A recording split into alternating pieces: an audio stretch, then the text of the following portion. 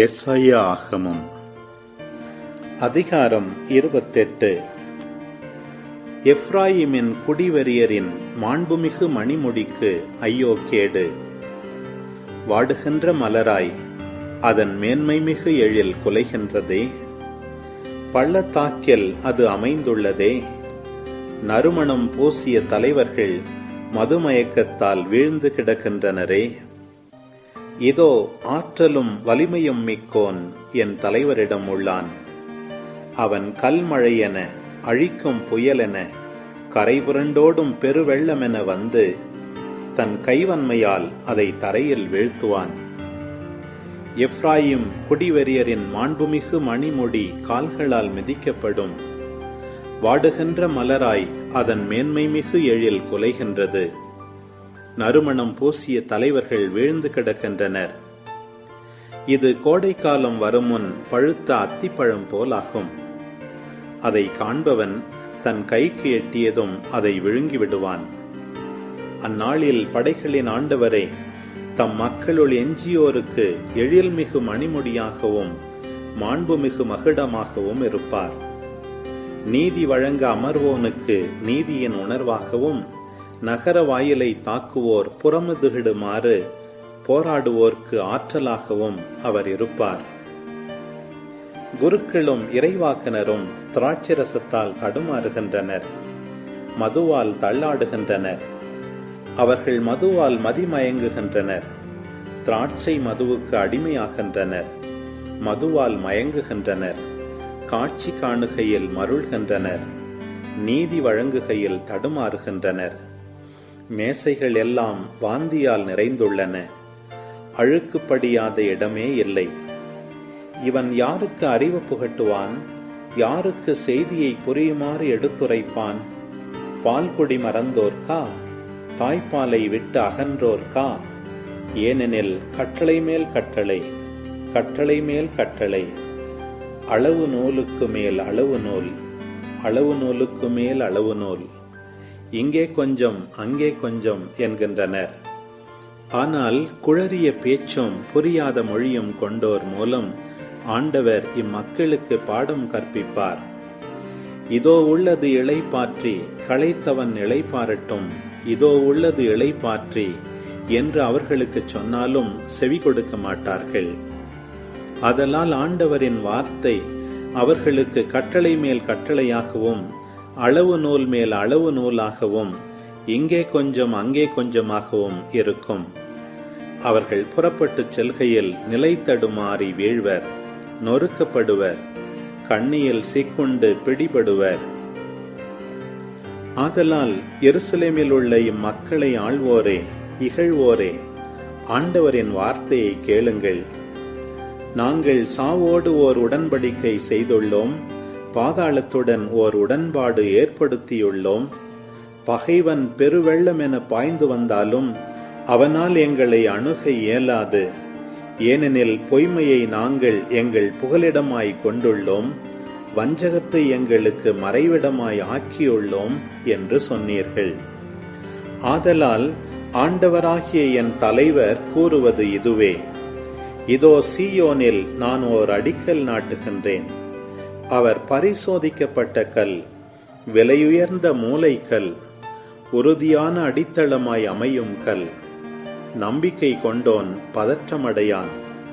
நீதியை அளவு நூலாகவும் நேர்மையை தூக்கு நூலாகவும் அமைப்பேன். பொய்மை என்னும் புகலிடத்தை கல்மழை அழிக்கும், மறைவிடத்தை பெருவெள்ளம் அடித்துச் செல்லும். சாவுடன் நீங்கள் செய்த உடன்படிக்கை முறிந்து போகும்.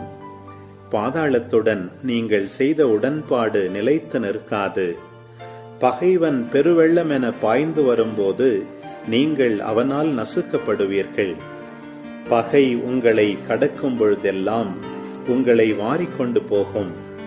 அது காலை தோறும் பகலும் இரவும் பாய்ந்து வரும். அச்செய்தியை உணர்வதே மிகவும் திகிலூட்டும். கால் நீட்ட படுக்கையின் நீளம் போதாது, போர்த்திக்கொள்ள போர்வையின் அகலம் பற்றாது. ஆண்டவர் பெராசிம் மலை மேல் கிளர்ந்தெழுந்தது போல் எழுவார். கிபையோன் பள்ளத்தாக்கில் செய்தது போல் செயலாற்ற கொதித்தெழுவார். தம் பணியை நிறைவேற்றுவார். விந்தையானது அவர்தம் செயல், புதிரானது அவர்தம் பணி. உங்கள் தலைகள் கடினமாகாதபடி இகழ்வதை விட்டுவிடுங்கள். ஏனெனில் நாடு முழுவதையும் அழித்தொழிக்குமாறு படைகளின் ஆண்டவராகிய என் தலைவர் இட்ட ஆணையை நான் கேட்டேன். செவி கொடுங்கள், நான் கூறுவதை கேளுங்கள். செவிசாய்த்து நான் சொல்வதை கவனியுங்கள். விதைப்பதற்கென உழுபவர்கள் நாள்தோறும் உழுது கொண்டிருப்பார்களா? நிலத்தை நாள்தோறும் கிளறி பரம்படிப்பார்களா? அதன் மேற்பரப்பை சமமாக்கிய பின் உளுந்தை தூவி சீரகத்தை விதைப்பார்களன்றோ? வார்கோதுமையை கோதுமை பாத்திகளிலும் தானியங்களை ஓரங்களில் உரிய இடத்திலும் விதைப்பார்களன்றோ? இந்த நடைமுறையை அவர்கள் கற்றுக்கொள்கின்றார்கள்.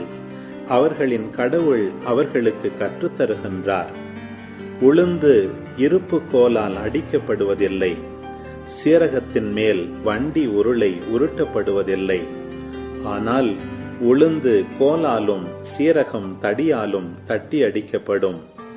உணவுக்கான தானியத்தை யாரும் நொறுக்குவார்களா? இல்லை, அதை அவர்கள் இடைவிடாது போரடிப்பதில்லை. வண்டி உருளையையும் குதிரையையும் அதன் மேல் ஓட்டும் போது அதை அவர்கள் நொறுக்குவதில்லை.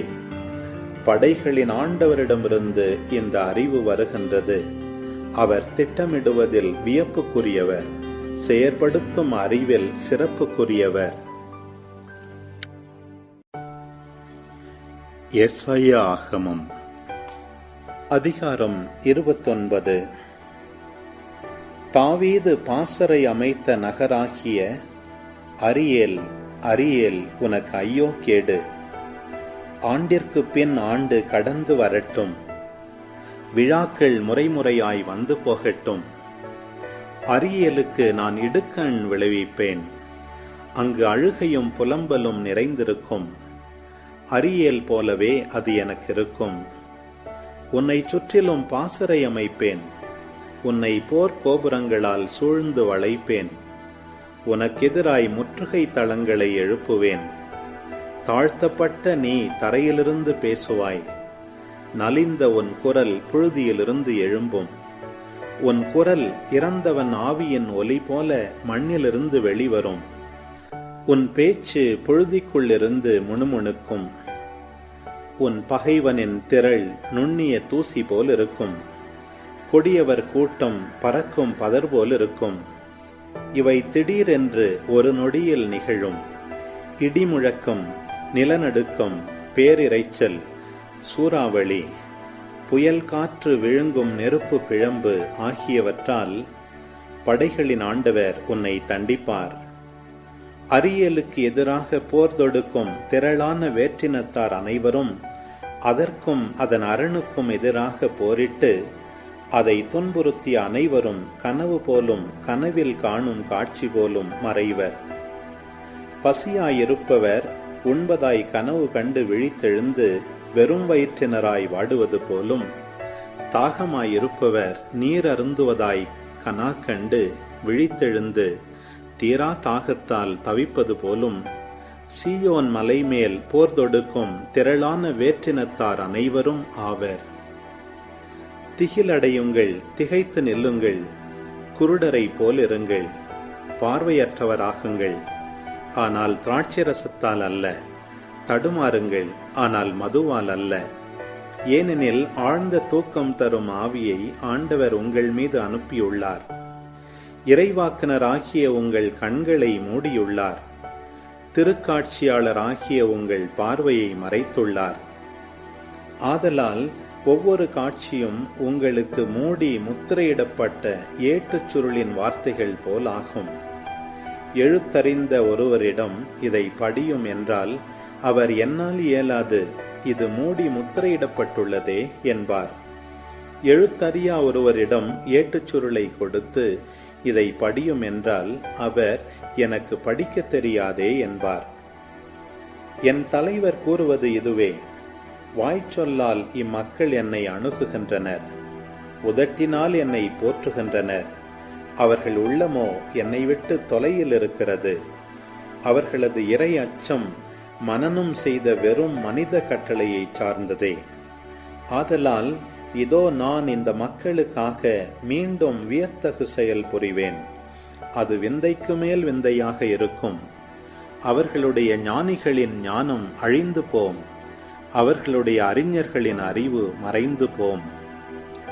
ஆண்டவரிடமிருந்து தங்கள் திட்டங்களை மனத்தின் ஆழங்களில் மறைத்து கொண்டு தங்கள் செயல்களை இருளில் செய்து நம்மை எவர் காணப்போகின்றார், நம்மை எவர் அறியப் போகின்றார் எனச் சொல்வோருக்கு ஐயோ கேடு.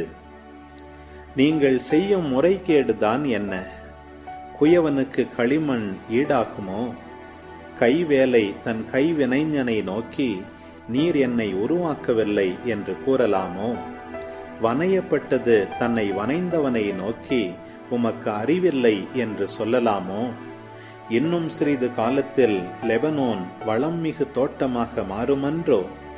வளம்மிகு நிலம் காடாக ஆகிவிடுமன்றோ? அந்நாளில் காது கேளாதோர் ஏட்டுச் சுருளின் வார்த்தைகளை கேட்பர். பார்வையற்றோரின் கண்கள் காரிருளிலிருந்தும் மையிருளிலிருந்தும் விடுதலையாகி பார்வை பெறும். ஒடுக்கப்பட்டோர் மீண்டும் ஆண்டவரில் மகிழ்ச்சி பெறுவர். மானிடரில் வறியவர் இஸ்ராயேலின் தூயவரில் அகமகிழ்வர். கொடியோர் இல்லாதொழிவர், இகழ்வோர் இல்லாமற் போவர். தீமையில் நாட்டம் கொள்வோர் அழிந்து போவர். அவர்கள் ஒருவர் மேல் பொய்க்குற்றம் சாட்டி நீதிமன்றத்தில் தீர்ப்பு வழங்குவோரை இடரச் செய்கின்றனர். பொய் புனைந்து நேர்மையாளரின் வழக்கை புரட்டுகின்றனர். ஆதலால் ஆபிரகாமை மீட்ட ஆண்டவர் யாக்கோபு வீட்டாரை பற்றி கூறுவது: இனி யாக்கோபு மானக்கேடு அடைவதில்லை, அவன் முகம் இனி வெளிரிப் போவதும் இல்லை. அவன் பிள்ளைகள் என் பெயரை தூயதென போற்றுவர். நான் செய்யவிருக்கும் என் கைவேலை பாடுகளை காணும்போது யாக்கோபின் தூயவரை தூயவராக போற்றுவர். இஸ்ராயேலின் கடவுள் முன் அஞ்சி நிற்பர். தவறிழைக்கும் சிந்தை கொண்டோர் உணர்வடைவர். முறுமுறுப்போர் அறிவுரையை ஏற்றுக்கொள்வர். செப்பனியா ஆகமம் அதிகாரம் 1. ஆமோனின் மகன் யோசியா யூதாவின் அரசனாய் இருந்த பொழுது செப்பனியாவுக்கு ஆண்டவரின் வாக்கு அருளப்பட்டது. இவர் எசேக்கியாவின் கொள்ளு பேரனும் அமரியாவின் பேரனும் கெதலியாவின் மகனுமான கூசியின் மைந்தர் ஆவார். மண்ணுலகில் எதுவும் இராதவாறு அனைத்தையும் அழித்து விடுவேன் என்கிறார் ஆண்டவர். மனிதரையும் விலங்குகளையும் அழிப்பேன். வானத்து பறவைகளையும் கடல் மீன்களையும் ஒழிப்பேன். கொடியவர்களை இடறி விழச் செய்வேன். மனித இனம் மண்ணுலகில் இல்லாதவாறு அற்றுப்போகச் செய்வேன் என்கிறார் ஆண்டவர். யூதாவுக்கும் எருசலேமில் வாழும் அனைவருக்கும் எதிராக நான் கையை ஓங்குவேன். பாகால் வழிபாட்டில் எஞ்சியிருப்பதையும் அந்த சிலை வழிபாட்டு அர்ச்சகர்களின் பெயரையும் அழித்து விடுவேன். வீட்டின் மேல் தளத்திலிருந்து வான்படைகளை வணங்குவோரையும் ஆண்டவரை வணங்கி அவர் பெயராலும் மில்கோம் தெய்வத்தின் பெயராலும் ஆணையிடுவோரையும் ஒழித்து விடுவேன். ஆண்டவரை விட்டு விலகிச் செல்வோரையும் ஆண்டவரை தேடாது அவரை அறிய முயலாது இருப்போரையும் அழித்து விடுவேன். தலைவராகிய ஆண்டவர் திருமுன் மௌனமாயிருங்கள், ஏனெனில் ஆண்டவரின் நாள் அண்மையில் உள்ளது. பலி ஒன்றை ஆண்டவர் ஏற்பாடு செய்துள்ளார். தாம் அழைத்தவர்களை அவர் புனிதப்படுத்தியுள்ளார். ஆண்டவரது பலியின் நாளில் தலைவர்களையும் அரசனுடைய புதல்வர்களையும் வெளிநாட்டு ஆடை அணிந்துள்ள அனைவரையும் தண்டிப்பேன். வாயிற்படியை மிதிக்காமல் தாண்டி வந்து தங்கள் தலைவனின் வீட்டை வன்செயலாலும் வஞ்சனையாலும் நிரப்புகிறவர்களை அந்நாளில் தண்டிப்பேன். ஆண்டவர் கூறுகின்றார்: அந்நாளில் எருசலேமின் மீன் வாயிலிலிருந்து கூக்குரலும் புதிய நகர் பகுதியிலிருந்து புலம்பலும் குன்றுகளிலிருந்து இடிந்து விழும் பேரொலியும் கேட்கும். நகரின் கீழ்ப்பகுதியில் குடியிருப்போரே, கதறி அழுங்கள், ஏனெனில் வணிகர் அனைவருக்கும் அழிவு வருகின்றது. பணம் படைத்தவர் அனைவரும் வெட்டி வீழ்த்தப்படுகின்றனர். அக்காலத்தில் நான் கையில் விளக்கேந்தி கொண்டு எருசலேமை சோதித்து பார்ப்பேன். ஆண்டவர் நன்மையும் செய்யார் தீமையும் செய்யார் என்று தங்கள் உள்ளங்களில் சொல்லிக்கொண்டு பஞ்சணையில் சாய்ந்து கொழுத்திருப்போரை தண்டிப்பேன். அவர்களுடைய உடைமைகள் கொள்ளையடிக்கப்படும், வீடுகள் பாழாக்கப்படும். அவர்கள் வீடுகள் கட்டிக்கொள்வார்கள், ஆனால் அவற்றில் குடியிருக்கப் போவதில்லை. திராட்சை தோட்டங்களை பயிர் செய்தாலும் அவற்றின் ரசத்தை குடிக்கப் போவதில்லை. ஆண்டவரின் மாபெரும் நாள் அண்மையில் உள்ளது, அது விரைந்து நெருங்கிக் கொண்டிருக்கிறது. ஆண்டவரது நாளின் பேரொலி கசப்பை உண்டாக்கும், மாவீரனையும் கலங்கி அலறும்படி செய்யும். அந்த நாள் கடும் சினத்தின் நாள், துன்பமும் துயரமும் நிறைந்த நாள், பேரழிவும் பேரிழப்பும் கொண்டு வரும் நாள், இருட்டும் காரிருளும் கவிந்த நாள். அரண்சூழ் நகர்களுக்கும் உயரமான கொத்தளங்களுக்கும் எதிராக எக்காலமும் போர் முழக்கமும் கேட்கும் நாள். மானிடர் மேல் துன்பம் வரச் செய்வேன். பார்வையற்றோர் போல் அவர்கள் தடுமாறுவர், ஏனெனில் ஆண்டவருக்கு எதிராக பாவம் செய்தனர். அவர்களது இரத்தம் புழுதி போல் கொட்டப்படும், சதை பிண்டம் சாணம் போல் எரியப்படும். ஆண்டவரது சினத்தின் நாளில் அவர்களது வெள்ளியும் பொன்னும் அவர்களை காப்பாற்றா. உலகம் முழுவதும் அவரது வெஞ்சின தீக்கு இரையாகும். உலகில் வாழும் அனைவரையும் அவர் நொடிப்பொழுதில் முற்றிலும் அழித்து விடுவார். செப்பனியா ஆகமம் அதிகாரம் 2. பண்பு கெட்ட இனமே, பகுத்தறிவோடு நடந்து கொள். பதரை போல் நீங்கள் தூற்றப்படும் முன்னே, ஆண்டவரது கடும் சினம் உங்கள் மேல் விழும் முன்னே, ஆண்டவரது சினத்தின் நாள் உங்கள் மேல் விழும் முன்னே, நாட்டிலிருக்கும் எளியோரே, ஆண்டவரின் கட்டளையை கடைபிடிப்போரே, அனைவரும் ஆண்டவரை தேடுங்கள். நேர்மையை நாடுங்கள், மனத்தாழ்மையை தேடுங்கள். ஆண்டவரது சினத்தின் நாளில் ஒருவேளை உங்களுக்கு புகலிடம் கிடைக்கும். காசா குடியேற்று போகும், அஸ்கலோன் பாழடைந்து போகும். அஸ்தோது நண்பகலில் விரட்டி அடிக்கப்படும், எக்ரோன் வேரோடு பிடுங்கி எறியப்படும். கடற்கரையில் வாழும் இனத்தாராகிய கெரேத்தியரே, உங்களுக்கு ஐயோ கேடு! ஆண்டவரின் வாக்கு உங்களுக்கு எதிராய் உள்ளது. பெலிஸ்தியரின் நாடே, கானானே, எவனும் குடியிராதபடி நான் உன்னை அழித்து விடுவேன். இவ்வாறு அந்த கடற்கரை நாடு இடையரின் குடில்களுக்கும் ஆடுகளின் பட்டிகளுக்குமே ஏற்றதாகும். அந்த கடற்கரை யூதாவின் குடும்பத்தவருள் எஞ்சியிருப்போர்க்கு உடைமையாகும். அங்கே அவர்கள் தங்கள் ஆடுகளை மேய்த்து மாலையில் அஸ்கலோன் வீடுகளில் படுத்திருப்பார்கள். ஏனெனில் அவர்களுடைய கடவுளாகிய ஆண்டவர் அவர்கள் மீது அக்கறை கொண்டு முன்னைய நன்னிலைக்கு அவர்களை உயர்த்துவார்.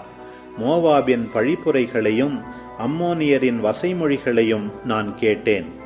அவர்கள் என் மக்களை இழித்துரைத்து அவர்களின் நாட்டு எல்லைகளை குறித்து வீம்பு பேசியதையும் நான் கேட்டேன். ஆதலால் படைகளின் ஆண்டவரும் இஸ்ரவேலின் வாழும் கடவுளுமாகிய நான் ஆணையிட்டு கூறுகின்றேன், மோவாபு சோதோமை போல் ஆகும், அம்மோனியர் கொமோராவை போல் ஆவர். இது உறுதி. இந்நாடுகள் காஞ்சோரி படரும் காடாகவும் உப்பு பள்ளம் நிறைந்த பாழ்நிலமாகவும் என்றும் இருக்கும். என் மக்களில் எஞ்சியோர் அவர்களை கொள்ளையடிப்பர். என் மக்களுள் தப்பியோர் அவர்களை அடிமைகளாக்கிக் கொள்வர். அவர்களுடைய இருமாப்புக்கு கிடைக்கும் பயன் இதுவே. ஏனெனில் படைகளின் ஆண்டவருடைய மக்களுக்கு எதிராக அவர்கள் பழித்துரைத்தார்கள், வீம்பு பேசினார்கள். ஆண்டவர் அவர்களை அச்சமுறச் செய்வார். நாட்டின் தெய்வங்களை எல்லாம் ஆற்றல் குன்றி போகச் செய்வார். வேற்றினத்தார் அனைவரும் அவரவர் தம் தீவுகளில் இருந்து கொண்டு அவரையே வணங்குவர். எத்தியோப்பியரே, நீங்களும் எனது வாளால் வெட்டி வீழ்த்தப்படுவீர்கள். வடதிசைக்கு எதிராக தம் கையை ஓங்கி ஆண்டவர் அசீரியாவை அழித்திடுவார். நினிவே நகரை பாழடையச் செய்து வறண்ட பாலை நிலமாக்குவார். அங்கே மந்தைகளும் எல்லா வகை விலங்குகளும் படுத்து கிடக்கும். தூண்களின் உச்சியில் கூகையும் சாக்குருவியும் தங்கியிருக்கும். பலகணியில் அமர்ந்தவாறு ஆந்தை அலரும். நிலைக்கதவின் மேல் இருந்தவாறு காகம் கரையும். கேதுரு மர வேலைப்பாடுகள் அழிக்கப்படும். நான் ஒப்புயர்வு அற்றவன் என்று கவலையின்றி களிப்புற்றிருந்த நகர் இதுதானோ? இப்பொழுது அது காட்டு விலங்குகளின் குகையாகி எவ்வளவு பாழாய் போயிற்று! அதை கடந்து போகும் ஒவ்வொருவனும் சீழ்க்கை அடித்து கையசைக்கிறான்.